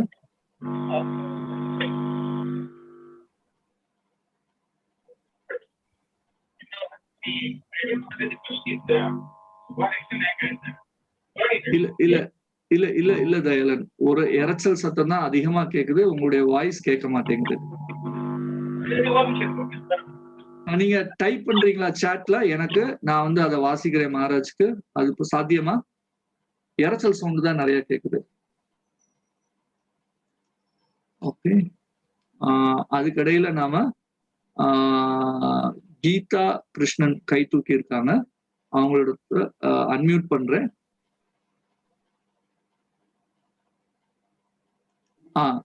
கேளுங்க கீதா கிருஷ்ணன். ஹரே கிருஷ்ணா மகாராஜ். இந்த சத்வ குணத்துல செய்யும் செயல்கள், நம்ம செய்யற செயல்களுக்கு கர்ம வினை உண்டா? Maharaj, the question is there a karmic reaction for the action which we do in Sattva Guna? That is the question. Yes. ஆமா அப்படிங்கறதுதான் பதில். Hare Krishna. Thank you. Okay. Okay. Sattvic actions, you can go to Svarga Loka. சத்துவகுண செயல்கள் மூலமாக நாம வந்து சொர்க்கத்துக்கு போக முடியும். Okay. Oops. Okay. Many hands are coming. Okay. Shankar. Hare Krishna Prabhu. Hare Krishna Maharaj, Guru Maharaj. அவங்க கேள்வி கேள்வி என்னோட கேள்வி என்னன்னா, எப்போதும் கிருஷ்ண பக்தியிலையும் கிருஷ்ண உணர்விலையும் இருக்க வழிமுறையும் ஆசீர்வாதமும் குரு Maharaj Maharaj is asking what is the way to always remember in Krishna consciousness, and also is asking blessings for that. What is the way for always remaining in Krishna consciousness? Well, as I said, the main method is Nam Sankirtan, chanting the name of Krishna. நான் ஏற்கனவே சொன்ன மாதிரி பிரதானமான ஒரு செயல்முறை என்ன அப்படின்னாக்கா நாம சங்கீர்த்தன், பகவானுடைய நாமத்தை ஜபிப்பது. This is the most powerful means by which we can remember the Lord. Powerful means by which we can get out of this world. It's the most powerful means by which we can get to Goloka. இது வந்து ரொம்ப சக்தி வாய்ந்த செயல்முறை. இதன் மூலமா நாம வந்து பகவானை எப்பொழுதுமே நினைத்து கொண்டிருக்கலாம். இதன் மூலமா நாம இந்த உலகத்தை விட்டு வெளியேறலாம்.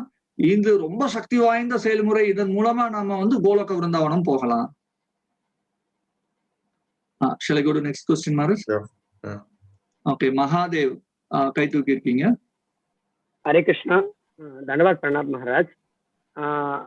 பிரபு, எனக்கு என்ன டவுட்னா மகாராஜ், நம்ம வந்து அஷ்டாங்க யோகி, தியான யோகி, அது மாதிரி யோகிக்கெல்லாம் பாக்குறோம். அவங்க ஏன் எப்பவுமே வந்து பிரம்மத்திலே இருக்கிறாங்க? அவங்க ஏன் கிருஷ்ணர் விஷ்ணு தான் முழுமுத கடவுள் அவங்களால ஏன் தெரிஞ்சுக்க முடியல இவ்வளவு யோகா பயிற்சி பண்ணி கூட? அதுதான் Maharaj, this question is that why Gyanis, Ashtanga yogis, although they are practicing so much of austerity, they couldn't understand Vishnu or Krishna is the supreme Lord, and they remain in Brahman only. Why they are so? Well, it depends on association. அது எதனால அப்படின்னாக்கா அவங்களுடைய சங்கத்தினால அந்த மாதிரி வர்றது. Bhakti qualification for bhakti is faith. Why don't they don't have any faith? பக்திக்கு என்ன தேவை அப்படின்னாக்கா நம்பிக்கை தேவை. அவங்களுக்கு அந்த நம்பிக்கை இல்ல. If they get association of devotees, they can develop faith. அவங்க பக்தர்களுடைய சங்கத்தை பெற்றார்கள் அப்படின்னாக்கா அவங்களுக்கு அந்த நம்பிக்கை வளரும். However, if they're very fixed in jnana or yoga, generally they won't associate with devotees. அவங்க பொதுவா இந்த ஞான அல்லது யோகா, அஷ்டாங்க யோகத்துல நிலை பெற்று இருந்தார்கள் அப்படின்னாக்கா அவங்க பொதுவா என்ன பண்ண மாட்டாங்கன்னா பக்தர்களோட சங்கத்தை எடுத்துக்க மாட்டாங்க. When they strive for liberation, the heart becomes very hard and it's difficult for them to develop faith. அவங்க முக்திக்காக ரொம்ப பிரியப்பட்டாங்க அப்படின்னு சொன்னாக்கா அவங்களுடைய இதயம் வந்து ரொம்ப கடினமானதாக ஆகிவிடும்.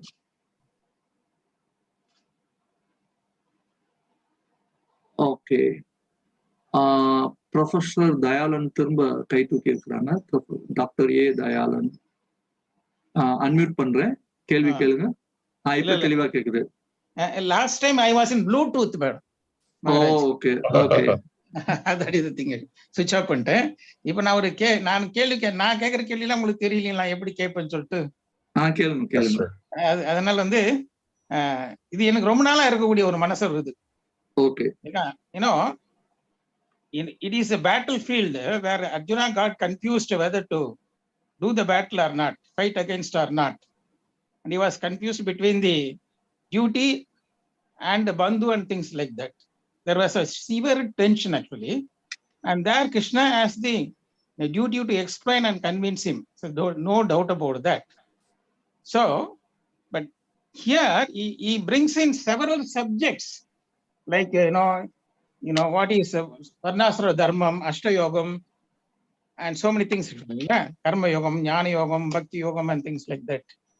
So had this been as a upanyasam, something like that, you can understand. But in the middle of the two battle period, where he is confused, why he should bring in so many concepts, and just because he was telling and again Krishna, Arjuna was asking. In fact, actually speaking, Arjuna has surrendered. Saranagati engiradhu In chapter 2 itself, he surrenders himself. Okay, so Chapter 2 lines. your question is that why Krishna has to say so many things in the midst of the battlefield? Midst of battle. Yes, Maharaj. Maharaj, you got Well, a he's question, teaching, he's not there just to teach Arjuna, he's there to teach everybody. So என்ன கேள்வி கேட்கிறாருனாக்கா, ஏன் இந்த மாதிரியா ஒரு டென்ஷனா இருக்கக்கூடிய ஒரு போருக்கு மத்தியில அர்ஜுனனுக்கு வந்து பலதரப்பட்ட விஷயங்களை பற்றி கிருஷ்ணர் சொல்றாரு அப்படிங்கறத கேள்வி வைத்தார். மகாராஜ் என்ன சொல்றாருனாக்கா, அர்ஜுனனுக்கு மட்டும் அவர் போதிக்கல, எல்லாத்துக்காகவும் சேர்த்து போதனைகளை கொடுக்கிறார் அப்படிங்கிறது பதில். So therefore he summarizes all the Vedas. So therefore we have Karma Yoga and Karma Kanda, we have Jnana Kanda, we have Upasana Kanda, we have everything.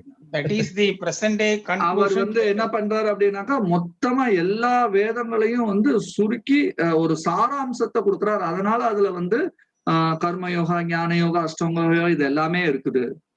And some people are qualified for இது அந்த நேரத்துல சொல்ல வேண்டிய அவசியம் தான் என்னோட கேள்வி. நீங்க மகாராஜ் சொல்ற பதில் முழுசா கேட்டுட்டு அதுக்கப்புறம் அடுத்த கேள்வி நீங்க கேட்கலாம். Yes Maharaj. So because people are qualified differently, he gives different processes. பலதரப்பட்ட மக்கள் பலவிதமா தகுதிகளை பெற்றிருப்பார்கள் அப்படிங்கறதுனால பலவிதமான வழிமுறைகளை இங்க கிருஷ்ணர் கொடுக்கிறார். But he also recommends best process. ஆனா அவர் வந்து அதுல சிறந்தது என்ன அப்படின்னும் பரிந்துரை செய்கிறார். You have still questions, Dayalan Prabhu? இல்ல Professor? No, my question is not answered actually. No, what Krishna said about the divine Bhagavad Gita, which is very much useful for the present day life and which everyone has to read, etc. There's no doubt about that.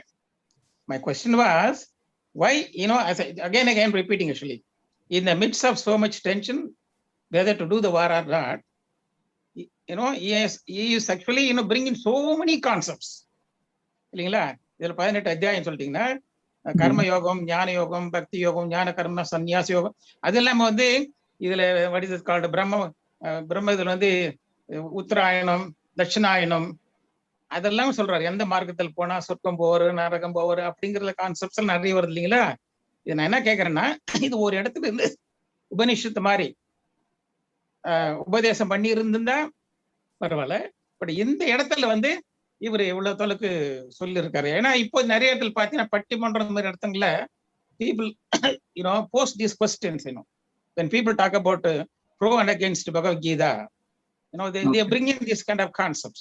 What is the need for Krishna to impose so many concepts in the midst of the Kurukshetra Bhumi, where he has to do it or not?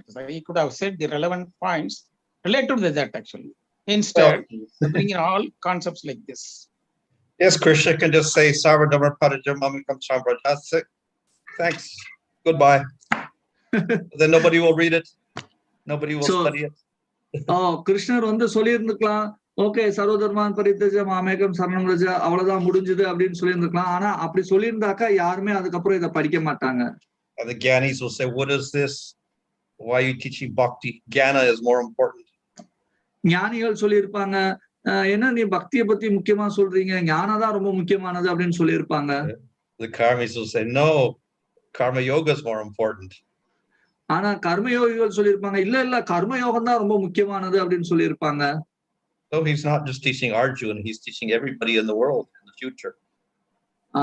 அதனால அவர் வந்து அர்ஜுனனுக்கு மட்டும் அங்க வந்து உபதேசம் பண்ணல, அவர் வந்து எதிர்காலத்துல வரக்கூடிய எல்லாத்துக்கும் அங்க சேர்த்து உபதேசம் பண்றாரு. Same with Sukadev Goswami. Why doesn't he have whole 12 cantos of Bhagavatam? Why did he just not do a few chapters and tell about Krishna? அதே மாதிரிதான் ஸ்ரீமத் பாகவதத்துல சுகதேவ கோஸ்வாமியும் அவர் ஏன் வந்து ஒரு 2 அத்தியாயம் கிருஷ்ணரை பத்தி மட்டும் சொல்லியிருக்க கூடாது, அவர் வந்து மொத்தம் 12 ஸ்கந்தத்தையும் அங்க சொல்றாரு. So he's not only speaking to Parikshit, he's speaking to Gyanis and Karmis and all sorts of people. அவர் வந்து பரீட்சித்திடத்துல மட்டும் பேசல, அவர் வந்து ஞானிகள், கர்மிகள், இவங்க எல்லா பலவிதமான மக்களுக்காகவும் பேசுறாரு.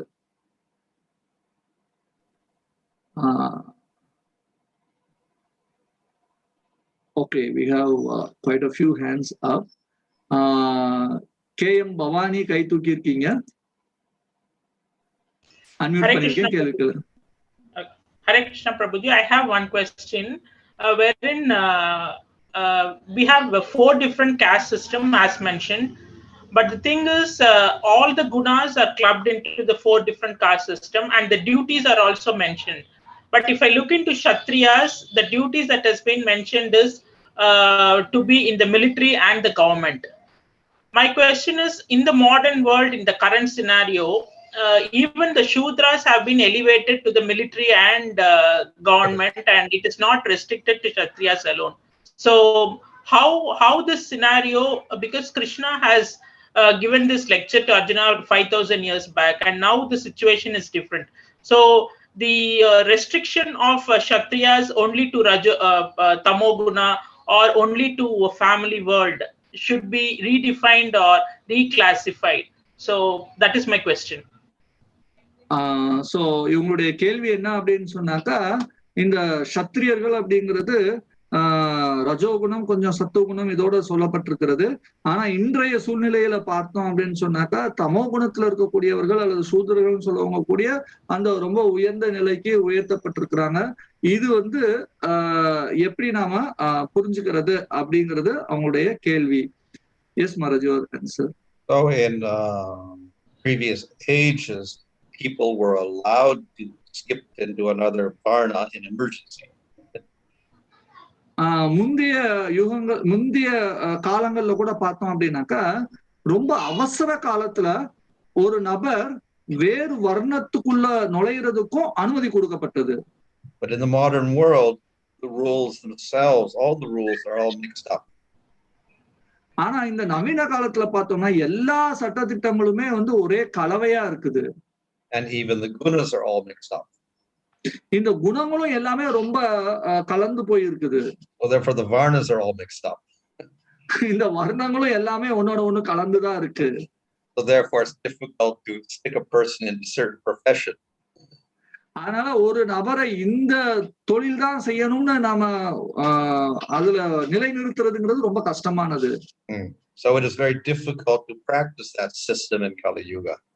அதனால அந்த வழிமுறையை இந்த கலியுகத்துல பின்பற்றுறதுங்கிறது ரொம்ப கஷ்டம்.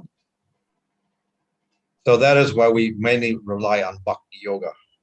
அதனாலதான் நாம ரொம்ப அதிகமா இந்த பக்தி யோகத்தை சார்ந்து இருக்கிறோம் அப்படின்னு சொல்லப்படுறது. We cannot practice our varna properly. நாம நம்மளுடைய வர்ணத்தை முறையா பயிற்சி செய்ய முடியாது. But at least if we do bhakti, we don't have to worry too much. நாம பக்தியை பயிற்சி செய்தோம் அப்படின்னாக்கா மத்ததை பத்தி ரொம்ப கவலைப்பட தேவையில்லை. ஓகே, நெக்ஸ்ட் நயனாபிராம் பிரபு கை தூக்கி இருந்தீங்க, கை இறக்கிட்டாரு. Okay, R பலியன்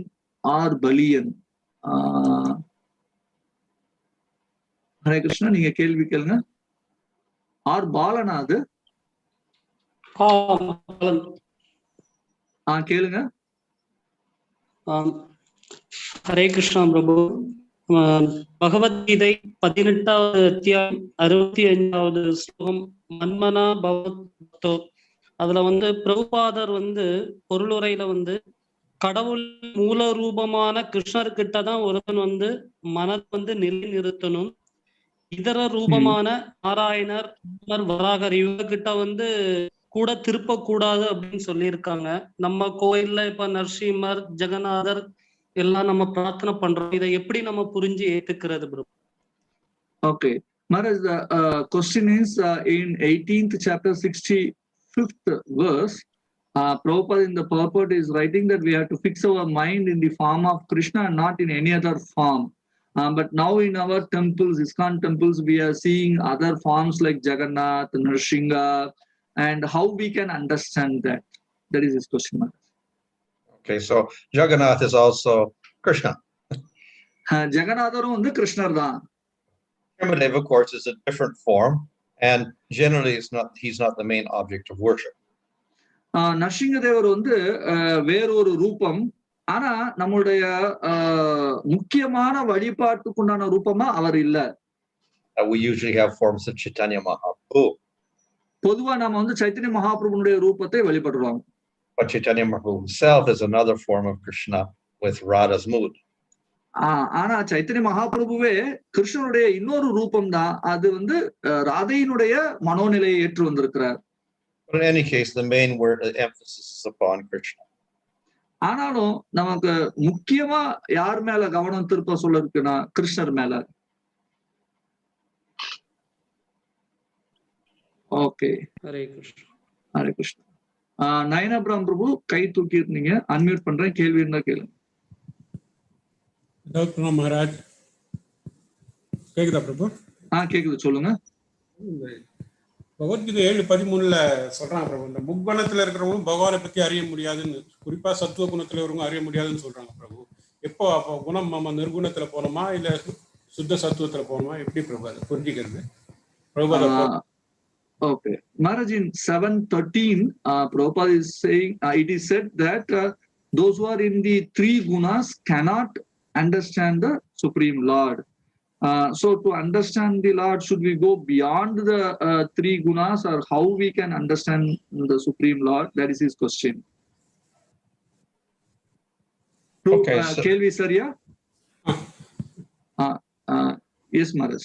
Yeah, so if we're in the gunas, definitely that's an obstruction to seeing the Lord. நாம இந்த குணத்துல இருந்தோம் அப்படின்னு சொன்னாக்கா நாம பகவானை தரிசிக்கிறதுக்கு நிறைய தடங்கல்கள் இருக்கும். But even if we remove the obstruction, we maybe enter into Brahman. நாம அந்த தடைகள் எல்லாம் அகற்றோம்னா கூட நாம வந்து பிரம்மத்தை தான் பிரம்மானை தான் பார்ப்போம். So as we have to remove the gunas, but we also have to get the proper vision, the eyes. So that we do by practicing bhakti. நாம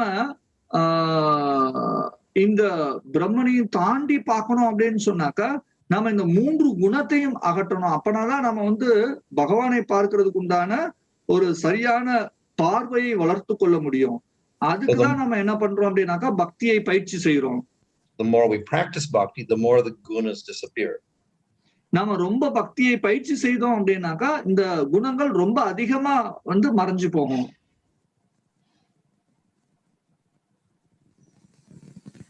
Okay, two more hands or three more hands from our temple, Navarupa Govindadas.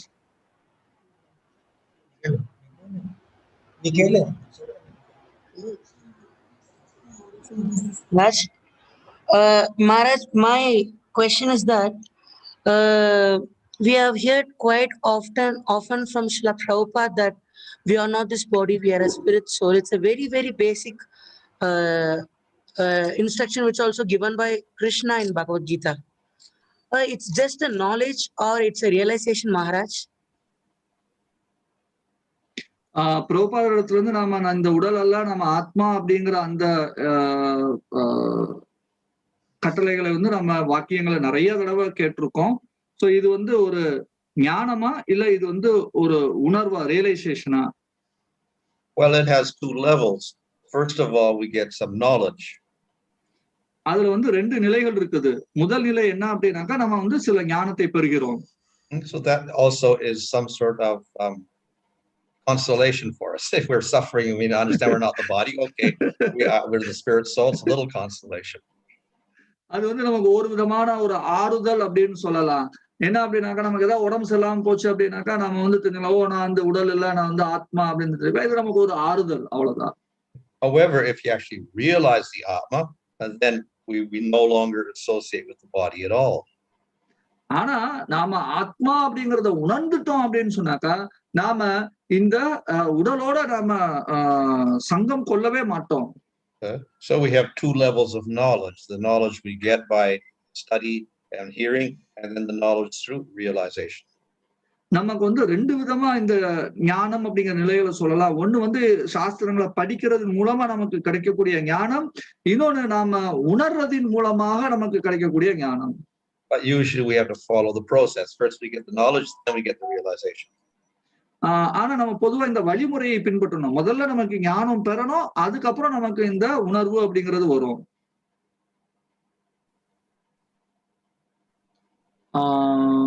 Okay, Dayalan, Prabhu, you have a question? You have raised your hand. Yes, Prabhuji. I'm audible, Yeah. Prabhuji? Yeah, you are audible too. You can ask now. Dandavat Pranam Maharaj. This question is related to the first question and its inference from that. Maharaj, you said that all the three gunas are materialistic, and being an embodied soul, we are subject to those three materialistic gunas till the death. So how do we realize, or how do we, because the self-realization or the realization of the soul is above the three gunas. So that is it possible when we are being an embodied soul? So we have seen from the many avatars, right from Chaitanya Mahaprabhu to Srila Prabhupada, they are personally exemplary that one can do that. So how do we know that, okay, we have crossed these three gunas, or when we have, what point we are reaching the soul realization, what is the status of that particular embodied soul? And is it really possible for an embodied soul to go beyond these three gunas? Okay, இவருடைய கேள்வியை சுருக்கமா சொல்லணும் அப்படின்னாக்கா, நாம இந்த உடல்ல இருக்கிற வரைக்கும் இந்த முக்குணத்துலதான் இருக்கிறோம். நாம எப்படி அல்லது எப்ப உணர்வோம் நாம இந்த முக்குணத்தை தாண்டிய நிலையை அடைஞ்சிட்டோம் அப்படிங்கிறது, அது இந்த உடல்ல இருக்கிற வரைக்கும் சாத்தியமா அப்படிங்கறதான் இவருடைய கேள்வியை சுருக்கமா சொல்லணும் அப்படின்னா. Krishna Bhagavad Gita says, by doing bhakti, we surpass the gunas. பகவத்கீதையில பக்தியை செய்யறதன் மூலமாக நாம இந்த குணத்தை கடந்து செல்லலாம் அப்படின்னு சொல்லப்பட்டிருக்குது. So our goal is not to surpass the gunas, our goal is to do bhakti. By doing bhakti, we surpass them. நம்முடைய குறிக்கோள் இந்த குணங்களை தாண்டி போறது அப்படிங்கிறது கிடையாது. நம்ம பக்தியை செய்யறதின் மூலமாக நம்ம இந்த குணத்தை தாண்டி போறோம், அவ்வளவுதான். Of course, it is difficult to escape the material world. இந்த பௌதிக உலகத்துல இருந்து தப்பிச்சு போறதுங்கிறது ரொம்ப கடினமானதுதான். It says, Mama Maya Duratya, very difficult to overcome Maya.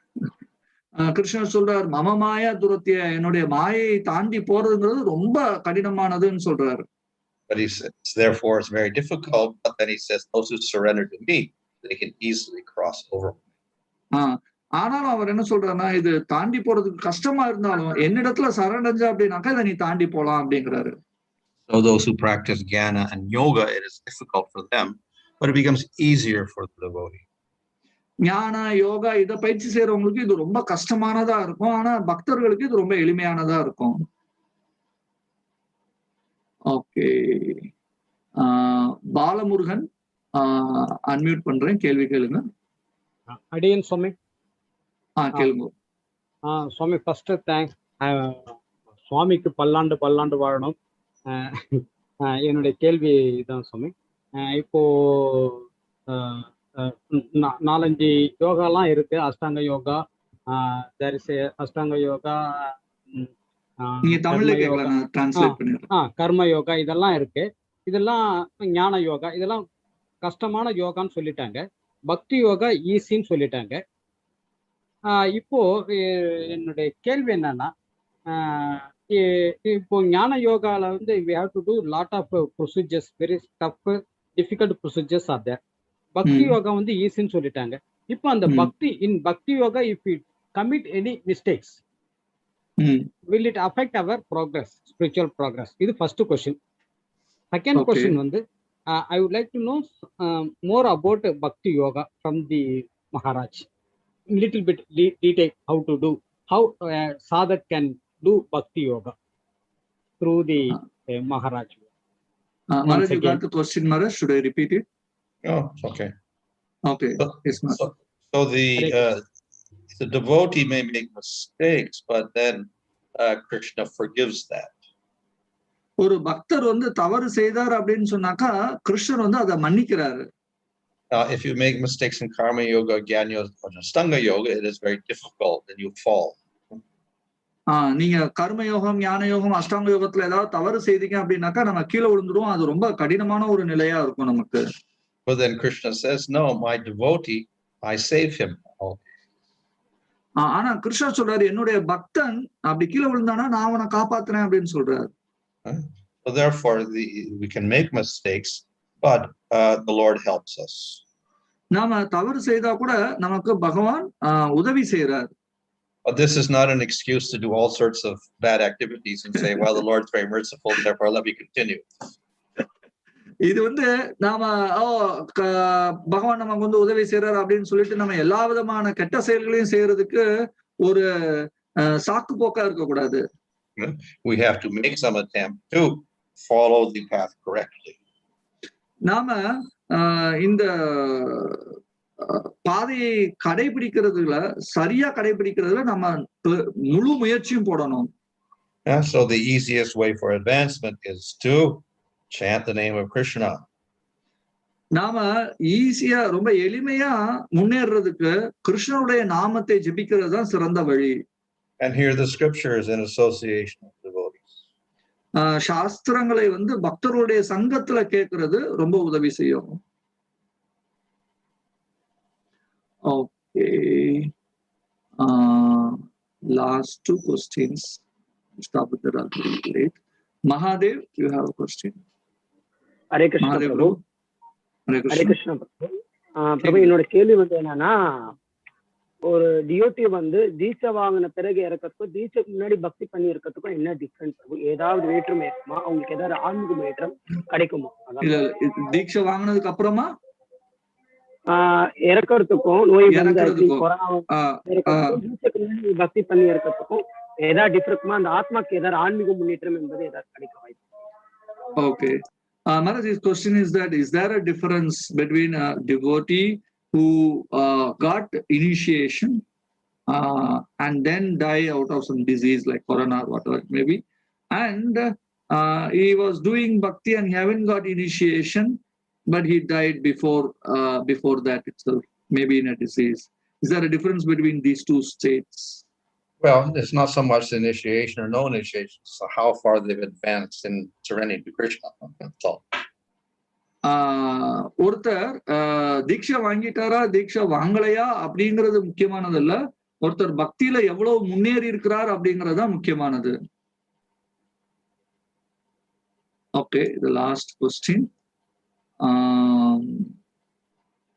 from the temple side. Oh, there are a few in the chat boxes. I will go through. Hare Krishna Prabhu. Maharaj, Maharaj, what is the first realization of a devotee? That should be we are a servant of the Lord, or if my understanding is right, I am not this body, I am a spirit soul, and this spirit soul is a servant of the Lord. Can you please enlighten me, Maharaj, please? அவருடைய கேள்வி என்ன அப்படின்னாக்கா, முதல்ல எந்த ஒரு உணர்வு நமக்கு ஏற்படும்? நான் இந்த உடல் எல்லாம் ஆத்மா அப்படிங்கிற உணர்வா, இல்ல நான் வந்து பகவானுடைய சேவகன் அப்படிங்கிறது முதல்ல நமக்கு வருமா அப்படிங்கிறது கேள்வி. Well, the two things go together. இந்த ரெண்டும் சேர்ந்தே போகும். If we just say I'm the servant of the Lord, but I think I'm in the material body, that's not too suitable. Then you think the Lord has also got a material body. நாம வந்து பகவானுடைய சேவையில ஈடுபட்டுக்கிட்டு இருக்கோம், ஆனா அதுல நம்ம நான் இந்த சரீரம் நினைச்சுக்கிட்டு இருந்தோம் அப்படின்னாக்கா அது முறையானது அல்ல. So when we say I'm the servant of the Lord, we also accepting that we're not body, we are the soul. நாம வந்து பகவானுடைய சேவகன் அப்படின்னு சொன்னோம் அப்படின்னாலும் நாம எதை ஏத்துக்கிறோம் அப்படின்னாக்கா, நான் இந்த உடல் எல்லாம் ஆத்மா அப்படிங்கறத ஏத்துக்கிறோம். If we only accept on the body level, that's not eternal. It's only as long as I got this body, so it's not much of a surrender. நாம வந்து இந்த சரீரத்தை வந்து நித்தியமானது, சரீரம் இருக்கிற வரைக்கும் அது அப்படியேதான் இருக்கும் அப்படின்னு ஏத்துக்கிட்டோம் அப்படின்னாக்கா நம்ம பகவான் இடத்துல சரணடைய மாட்டோம். Thank you, Maharaj. Thank you so much. Now,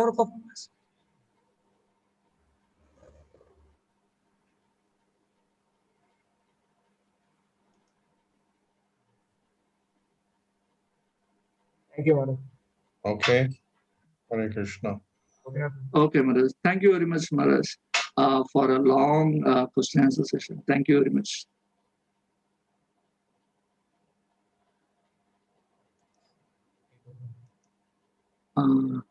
Yes, Maharaj. Hare Krishna. So, பக்தர்கள் எல்லாருமே மகாராஜருடைய அருமையான உபன்யாசத்தை கேட்டிருப்பீங்கன்னு நினைக்கிறோம். நாம அவ்வப்பொழுது மகாராஜா நம்மளுடைய சத் சங்கத்துக்கு அழைப்போம். ஸோ நீங்க எல்லாம் ரொம்ப ஆர்வமா கேள்விகளை கேட்டீங்க. இன்றைக்கு மகாராஜ் சொன்ன பதில்கள் உங்களுக்கு ரொம்ப பலனுள்ளதாக இருந்திருக்கும் அப்படின்னு நினைக்கிறேன். ஸோ நாம மீண்டும் நம்மளுடைய அடுத்த நிகழ்ச்சியில சந்திக்கலாம். There are some questions in chat. 1, 2, 3, 4. 5. Okay, what I do, Yogini Viji, அதுக்கப்புறம் சரண்முகி Radhika, Krishnakanth, 4 devotees have asked questions. I will copy these questions. I will get the answer and then reply back to you individually. Just give me a second.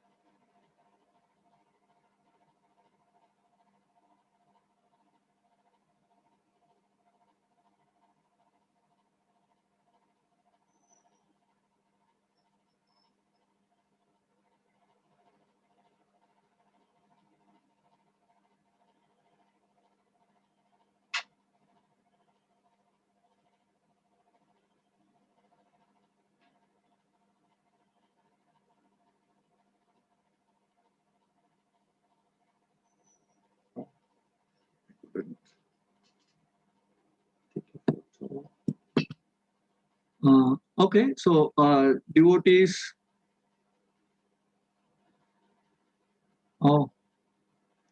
Devotees யாராவது இப்ப leave பண்ணோம்னா leave பண்ணலாம். நான் அந்த questions மட்டும் எழுதிக்கிட்டு அதுக்கப்புறம் தான் நான் லீவ் பண்றேன். ஸோ மற்றவங்க நிகழ்ச்சி முடிஞ்சிருச்சு, போகணும்னா போகலாம்.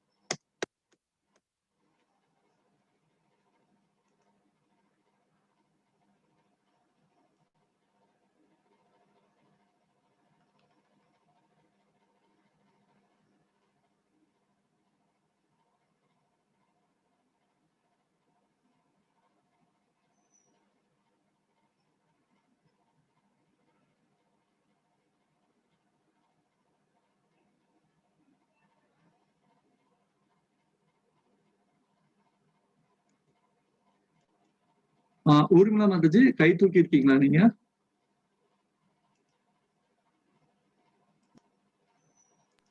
சொல்லுங்க மாதாஜி.